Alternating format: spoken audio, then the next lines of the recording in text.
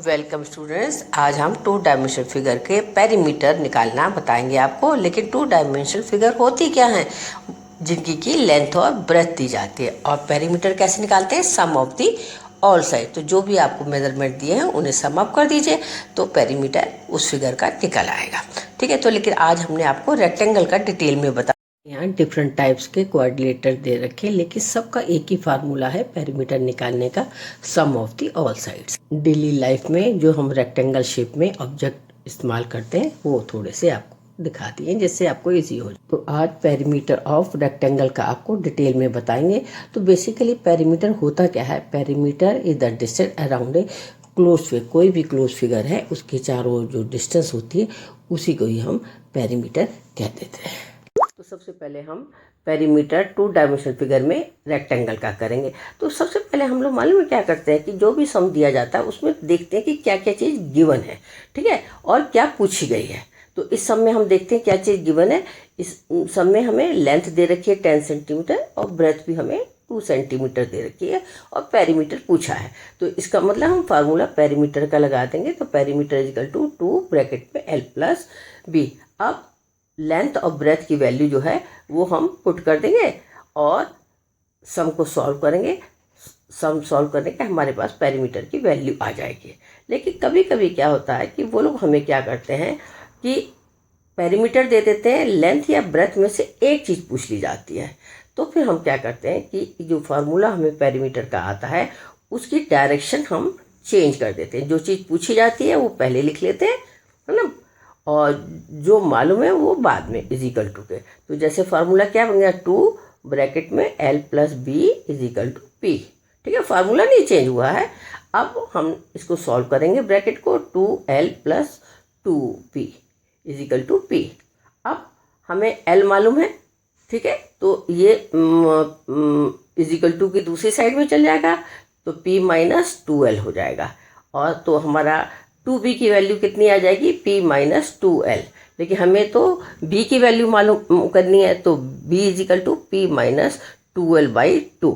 तो देखा कितना क्वेश्चन पूछा जाता है कि ये लड़की है, इसने स्पार्क के चारों ओर चक्कर लगाना है। तो ये बताइए कि एक चक्कर लगाने में वो कितनी डिस्टेंस चलेगी, और अगर वो 10 राउंड लगाती है स्पार्क के तो कितनी डिस्टेंस चलेगी, जबकि लेंथ ब्रेथ और हमें दी हुई है।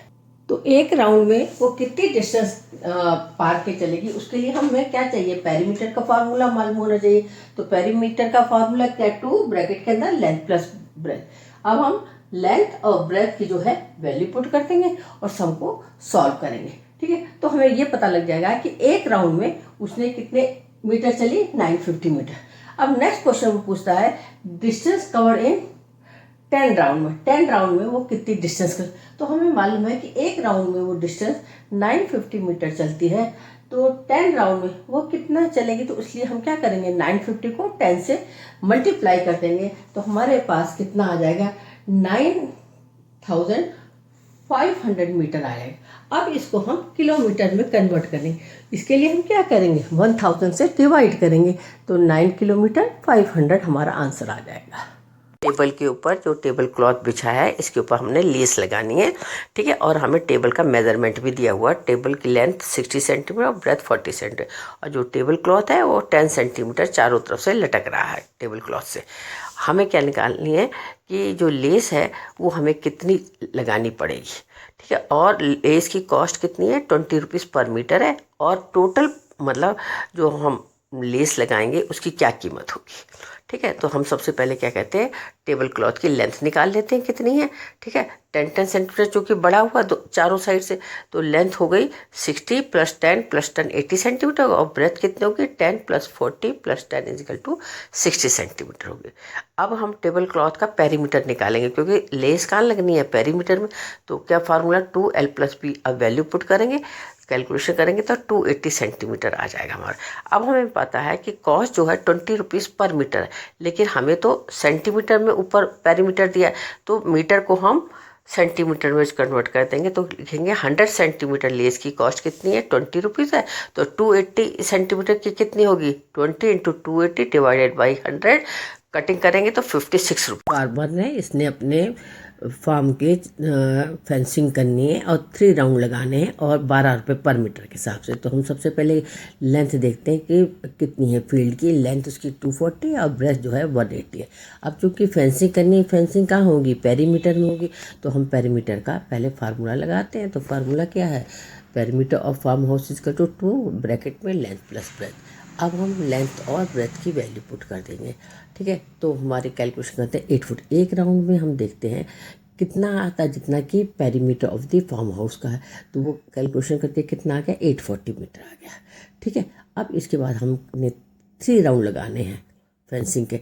अब 3 राउंड लगाने हैं तो इसमें हम ये देखते हैं कि एक राउंड में उसके 840 मीटर लगा, तो 3 राउंड में कितने लगे, इसको हम 3 से मल्टीप्लाई कर देंगे। तो हमारा 2520 मीटर हमें रोप चाहिए। लेकिन वो कहता है कि जो रोप की कॉस्ट है वो 12 रुपीज़ पर मीटर है, ठीक है। तो अगर 1 मीटर रोप की कॉस्ट 12 रुपीज़ है तो 2520 मीटर रोप की कॉस्ट कितनी होगी, हम इसको क्या करेंगे, 12 से मल्टीप्लाई कर देंगे।